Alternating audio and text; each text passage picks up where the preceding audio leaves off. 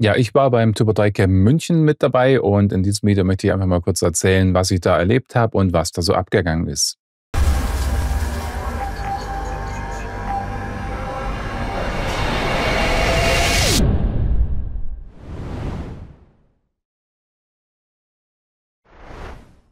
Ja, hi, ich bin Wolfgang und ich zeige dir, wie du Typo 3 schneller, einfacher und professioneller nutzen kannst.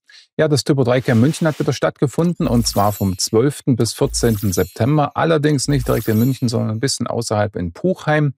Aber die Location war echt super, hat gut gepasst, das Catering war auch gut und das Event war aus meiner Sicht ein ziemlicher Erfolg, würde ich sagen. Und ich würde jetzt einfach mal ein kurzes Recap-Video hier machen, einfach mal kurz erzählen, was da so abgegangen ist, was ich erlebt habe, in welchen Sessions ich war, was ich mitnehmen konnte, was auf meiner To-Do-Liste vielleicht auch steht. Und ich werde auch ab und zu mal ein paar Fotos hier einblenden, die ich gemacht habe. Ja, gehen wir vielleicht mal direkt auf meinen Bildschirm. Ich habe die Website des Camps geöffnet. Wir sehen hier also 12. bis 14. September im beschaulichen Puchheim. Ein ja, sehr ruhiger Ort, muss man sagen, was ich so mitgekriegt habe. Ist man gar nicht gewöhnt, wenn man Richtung München geht. Aber war sehr gut geeignet. Das Ganze fing am Freitag schon an. Ich konnte einen Workshop am Vortag halten. Da ging es um die Themen Typo 3 Integration, also alle Neuerungen in V13. Und soweit ich mitgekriegt habe, waren alle Teilnehmer einigermaßen zufrieden. Es ist keiner weinend zusammengebrochen oder schreiend rausgerannt. Dann kann es nicht so ganz schlecht gewesen sein. Dann fing das Camp am Freitagabend an mit dem Warm-up. Da waren wir in einer Gaststätte, in einem Restaurant, auch im Ort. War auch sehr cool. Da konnte man schon mal ja, die Leute wieder treffen, kennenlernen, neue Bekanntschaften schließen, alte Bekanntschaften wieder auffrischen. War ziemlich cool. Und man hat dort das eine oder andere Kaltgetränk zu sich genommen. Und dann ging es am Samstag weiter. Und jetzt gehe ich hier einfach mal rein in den Sessionplan. Der ist natürlich jetzt noch online. Das ist jetzt der von Sonntag. Und hier ist der von Samstag. Ja, und ich gehe jetzt einfach mal kurz die Sessions durch, die ich besucht habe. Ich habe auch tatsächlich ein paar selber gehalten. Wir sehen hier, es gab 4 Räume. So, vielleicht noch kurz ein Wort dazu, wer jetzt noch gar nicht weiß, was ein Typo-3-Camp ist oder ein Barcamp. Ein Typo-3-Camp ist oder folgt dem Prinzip eines Barcamps. Man spricht auch davon Unkonferenz. Das heißt, die Themen stehen vorher nicht fest, sondern werden ja quasi zur Laufzeit durch die Teilnehmer bestimmt. Morgens als erstes gibt es eine sogenannte Sessionplanung. Das sehen wir auch hier.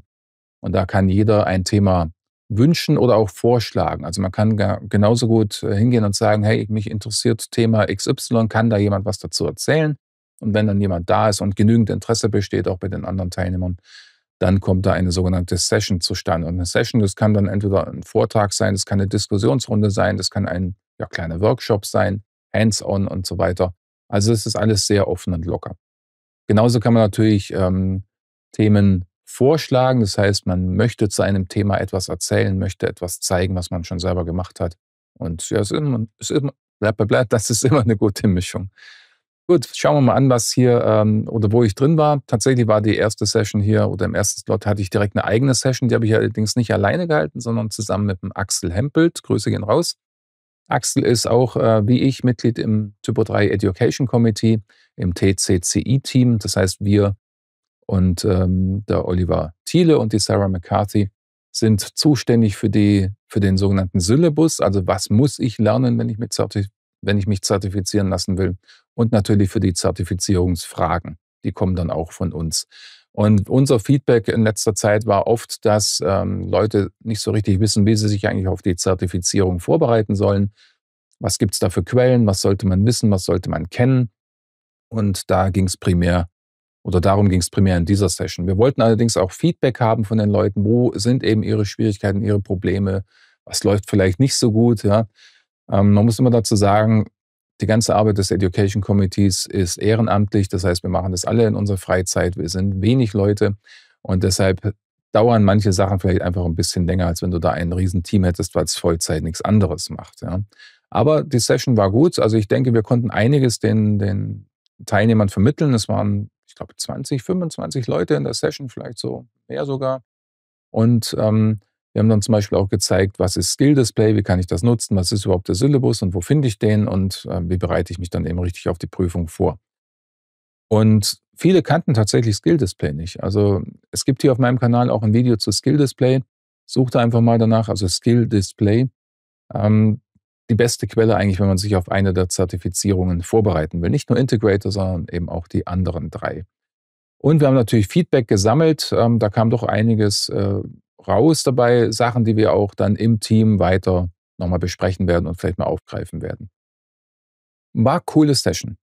Ja, dann gab es auch schon direkt Mittagessen, was übrigens sehr gut war. Also großes Lob an das Catering dort in der Location. Hat sehr lecker geschmeckt. Und dann ging es um 1:30 weiter und hier hatte ich schon meine nächste eigene Session hier, Typo 3 Freelancer Selbsthilfegruppe. Der eine oder andere, der mir schon länger folgt, weiß, dass ich seit 2 Jahren ungefähr diesen Business Roundtable organisiere. Das ist ein Online-Meeting, was so alle 4 bis 6 Wochen stattfindet, wo man sich einfach über Business-Themen austauschen kann. Und das habe ich mal versucht, wieder hier ins Offline-Format zu bringen, dass man sich einfach austauschen kann. Und es waren dann doch so 10, 12 Teilnehmer, schätze ich mal, vielleicht plus minus. Und waren doch einige interessante Themen. Dann bin ich in die Speed-Dating-Session vom Daniel V. Die bietet er eigentlich fast immer an, wenn er auf irgendeinem Event ist. Da waren wir, glaube ich, auch 20 Leute oder so. Und der Sinn ist einfach, dass man sich mal kennenlernt. Und zwar vielleicht nicht nur auf professioneller Ebene, sondern dass man sich kurz vorstellt, was macht man, wo kommt man her, was hat man für Hobbys und so weiter und so weiter. Und ist immer eigentlich ganz nett. Ich bin da nicht immer dabei, aber ab und zu doch, wenn es nicht mit anderen Sessions kollidiert. Und da lernt man doch mal die Teilnehmer so ein bisschen von der anderen Seite kennen und entdeckt vielleicht auch Gemeinsamkeiten. Ja? Also manche Leute hören viel Metal oder zocken mal ab und zu. Ja, das ist ganz nett. Dann nach der Kaffeepause war ich bei Martin Helmich von Mitwald in Spaß mit MCP. Da ging es also um KI natürlich und er hat hier gezeigt, ähm, was sie da entwickelt haben bei Mitwald, äh, ein Tool, ein MCP, mit dem du direkt mit Typo 3 oder mit einer Typo 3-Instanz kommunizieren kannst, um zum Beispiel eben Beispiel Seiten anzulegen, Content anzulegen, aber auch noch ein bisschen mehr. War ganz nett, war spannend, ist ein Thema, was mich natürlich sehr interessiert. Muss man mal gucken, wo das Ganze hingeht. Und zum Schluss war ich in der Marketing Q&A mit der Myrna Gönnemann von der Typo 3 GmbH. Da ging es im Prinzip darum, wie sind Erfahrungen mit Marketing, Social Media, welche Kanäle werden genutzt. Also sie hat auch gesagt, was die Typo 3 GmbH so nutzt, was sie getestet haben in den letzten Wochen und Monaten. Dann wurde aber auch Feedback gegeben, was für die Teilnehmer vielleicht funktioniert. Da waren auch ein paar spannende Sachen dabei, wie manche da vorgehen, um ihr Netzwerk auszubauen. Kurz gesagt, so LinkedIn ist immer noch ein starker Kanal für viele. Twitter bzw. X hat eigentlich keine Bedeutung mehr im Typo 3 Kosmos aus Gründen, muss ich wahrscheinlich nicht erwähnen. Aber war eine interessante Session. Man konnte einiges mitnehmen. Ja, abends dann das Social Event, das hat tatsächlich in der gleichen Location stattgefunden. Das war sehr praktisch. Da gab es auch nochmal leckeres Essen und das eine oder andere Kaltgetränk. War super. Und ja, ich war vor Mitternacht im Bett, also so schlimm war es nicht. Ja, dann ging es am Sonntag weiter, das scrollen wir mal hier hoch. Dann war natürlich wieder die Sessionplanung. Da füllte sich der Sessionplan doch recht schnell, obwohl ich am Vortag fast schon das Gefühl hatte, es könnte ein bisschen dünn werden. Aber doch, es fanden sich dann doch recht schnell Themen. Und jetzt muss ich mal gucken. Ich war in der Session hier Barrieren durchbrechen vom Lukas. Ich habe leider den Nachnamen vergessen. War sehr interessant. Er hat mal das Thema Barrierefreiheit oder Barrierearmut, besser gesagt, mal ein bisschen aus einem anderen Blickwinkel gezeigt. Nicht nur speziell für Webseiten, sondern ganz allgemein im Alltag auch. Er hat selber eine Behinderung, die ihn einschränkt in gewissen Dingen und da waren doch ein paar Sachen dabei, an die man als Person, die jetzt keine Behinderung, keine Einschränkung hat, vielleicht doch nicht so oft denkt. Also fand ich sehr gut, hat Spaß gemacht, war in manchen Dingen sicher ein Augenöffner für manche Leute, teilweise auch für mich. War sehr gut. Dann die nächste Session ging es direkt weiter. Basics der Barrierefreiheit für Entwickler von der Johanna. Sie hat einfach nochmal so ein bisschen die Basics, die Grundlagen gezeigt, aber aus Entwicklersicht, also auch Codebeispiele. Was sollte man machen, was sollte man nicht machen? Es waren auch einige Teilnehmer in der Session, die da auch schon sehr viel Erfahrung hatten und das war dann doch ein guter Austausch. Jeder hat da seine Erfahrungen, seine Learnings, seine Ideen mit einbringen können. War das ein oder andere sehr Interessante mit dabei auf jeden Fall. Dann wieder Mittagspause, wieder sehr gutes Catering. Und danach, genau, dann hatte ich wieder eine eigene Session. Und zwar kam so ein bisschen der Wunsch auf, auch mal, mehr so Einsteigerthemen zu bringen, die auch ein bisschen technisch waren. Und dann habe ich gedacht: „Okay, ich könnte eigentlich das, was ich am Freitag im Workshop gezeigt habe, mal komprimiert auf 45 Minuten kurz zeigen." Und, da ging es wieder um das Thema Sitesets, das neue Page-View-Objekt, der neue Page Content Data Processor. Das sind eben die Dinge, die gerade für uns Integratoren sehr viel vereinfachen. Es macht das Ganze sehr viel übersichtlicher. Wir brauchen sehr viel weniger Typoskripte als früher. Und da habe ich einfach mal einen Überblick gegeben, wie das aussehen kann, was man damit machen kann. War auch ganz gut besucht, die Session. Und ich habe tatsächlich auch noch die eine oder andere neue Sache gelernt, die so ein bisschen an mir vorbeigegangen ist in der Session. War spannend. Und dann die letzte Session schon wieder, da ging es dann um, Updates, also nicht Upgrades, sondern Updates, die Selbsthilfegruppe, vorzugsweise Maintenance und Security Updates vom Benjamin. War auch sehr spannend. Er hat, hier erstmal den Prozess vorgestellt, wie Sie in der Agentur momentan mit Updates umgehen, was Sie da machen. Und das Ziel in der Agentur ist quasi, das Ganze weitgehend zu automatisieren. Und da war dann auch so ein bisschen Erfahrungsaustausch, also Thema Selbsthilfegruppe. Jeder hat dann so ein bisschen oder viele haben dann erzählt, wie sie arbeiten. Und da kann man doch einiges mitnehmen. Ich konnte dann auch, mal, meine Vorgehensweise ein bisschen, erklären nicht, aber ein bisschen erwähnen mit Renovate. Das läuft momentan sehr gut in meinen Projekten oder in unseren Projekten, dass wir mit Renovate, Updates teilautomatisiert durchführen, in manchen Projekten sogar vollautomatisiert inzwischen. Aber da ist auch bei mir noch Luft nach oben und da konnte ich doch die eine oder andere, Anregung mitnehmen, zum Beispiel das Thema, dass ich mich wirklich mal mit, Playwright beschäftigen muss. Ich weiß, das steht schon seit 1 oder 2 Jahren bei mir auf der Liste, aber ja, es war mal wieder so ein Anstoß, das, mir genauer anzuschauen. Ja, das waren die Sessions, an denen ich teilgenommen habe. Ansonsten, was gibt's auf der Website noch Interessantes zu sehen? Zum Beispiel hier die Notes, die könnt ihr euch unbedingt mal anschauen. Viele Teilnehmer haben hier ihre Sessions protokolliert, beziehungsweise die Sessions wurden protokolliert von Teilnehmern einer Session. Da haben wir zum Beispiel auch zu unserer Zertifizierungsfragerunde hier einiges, veröffentlicht. Und, bei dem bei der Gelegenheit, es gibt ja die Vorbereitungsbücher von Michael Schams für den Integrator und Developer. Am Wochenende war das Integrator-Buch noch, vorbestellbar, also es war noch nicht veröffentlicht.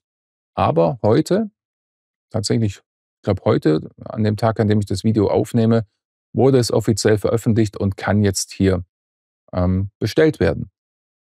Ich glaube nur als E-Book, nicht als Print, oder? Ich bin mir jetzt gar nicht sicher. Aber das reicht ja in der Regel auch aus. Und wer auf der Vorbestellerliste war, der hat sogar noch einen Discount-Code bekommen und, ja, kann bis zu 50% sparen. Man kann hier tatsächlich den Preis selber bestimmen und da auch meinen großen Respekt an den Michael, der das ja im Alleingang macht. Das ist eine Riesenarbeit. Ich weiß ehrlich gesagt gar nicht, wie er das schafft, diese Bücher zu schreiben. Ja, also holt euch das Buch, es lohnt sich und wer sich's leisten kann, darf gern ein bisschen mehr als den Minimalpreis hier zahlen. So, genau, schaut euch einfach mal die Notes an. Da sind einige Links zu finden. Ich gehe nochmal zurück auf die Seite. Ansonsten, ja, hier gibt es auch Merch, da kann man sich, Shirts oder Westen mit dem Typo 3 Cam Logo kaufen und so weiter. Und natürlich die Sponsoren nicht vergessen. Ja, solche Camps wären nicht möglich ohne Sponsoren. Das Ganze kostet einen Haufen Geld, das muss auch irgendwo herkommen. Und allein mit den Ticketpreisen finanziert sich so ein Event nicht. Deshalb sind Sponsoren notwendig, damit sowas überhaupt stattfinden kann. Dann nochmal, Grüße an alle Sponsoren, die dabei waren, Intercode, eCentral, Vision Bytes, Schöne neue Kinder, an mich selbst, DKD, Queer Next, Autodudes und AI Universe. Ja, ohne die Sponsoren wäre sowas gar nicht möglich. Und natürlich auch Grüße und vielen Dank an das Team, die das Camp organisiert haben. Ihr habt es super gut gemacht. Es war echt klasse diesmal. Was heißt diesmal? Das ist eigentlich immer klasse. Und, das ist ein Haufen Arbeit und ohne euch wäre sowas natürlich auch nicht möglich. Deshalb, danke, dass ihr das macht und natürlich an alle Teilnehmer, ja. Auch ohne die Teilnehmer wäre so ein Event natürlich ein bisschen langweilig, wenn da keiner wäre. Deshalb, auch hier nochmal Grüße und vielen Dank an alle Teilnehmer, die dabei waren, an alle, die eine Session gehalten haben. Ja, und ich freue mich auf das nächste Camp. Der Termin steht übrigens schon fest. Jetzt muss ich grade mal gucken. 11. bis 13. September 2026, könnt ihr euch gleich mal im Kalender notieren. Voraussichtlich wahrscheinlich wieder in der gleichen Location. Da gibt es übrigens hier auch Infos, wo genau das war, auch Hotelempfehlungen und so weiter. Sie sind wohl schon in Verhandlungen, aber ich denke, man muss einfach mal beobachten. Den Termin kann man sich schon mal markieren. Wo genau das dann stattfindet, wird sicher rechtzeitig ähm, bekannt gegeben. Und wenn ihr ein Hotel wollt, einige von uns waren in dem Seidel-Hotel, das ist im gleichen Ort, das ist ja, zu Fuß in, sage ich mal, 20 Minuten zu erreichen. Man kann auch mit einem Bus einen Teil der Strecke zurücklegen. 20, 25 Minuten zu Fuß kann man machen. Und es gibt auch noch in den umliegenden Ortschaften diverse andere Hotels. Da findet man sicher was. Kleiner Pro-Tipp, rechtzeitig buchen. Wenn es dann doch nicht klappt, stornieren kann man meistens immer noch. Ja, das zum Typo 3 Camp München. Hat Spaß gemacht. Ich habe mich gefreut oder habe mich gefreut, dass ich dabei sein konnte. Und wer noch nie auf dem Camp war, meine Empfehlung, habt ihr auf jeden Fall, macht es, guckt, ob es in eurer Gegend, in eurer Nähe irgendwelche Camps gibt. Manchmal muss man auch ein bisschen fahren, aber das lohnt sich. Die Preise sind für so eine Art Fortbildung echt ein Witz, kann man sagen. Wenn du eine andere Art Fortbildung buchst, dann bist du meistens wesentlich mehr Geld los als durch die Teilnahme an so einem Camp. Ja, dann, ich hoffe, wir sehen uns entweder hier auf dem Kanal in irgendeinem Video oder dann vor Ort bei einem Camp. Das wäre natürlich noch cooler. Ich freue mich immer, die Leute mal in echt zu treffen. Und in diesem Sinne, mach's gut. Wenn dir das Video gefallen hat, Daumen hoch, Kanal abonnieren, die üblichen Sprüche und wir sehen uns. Bis dann.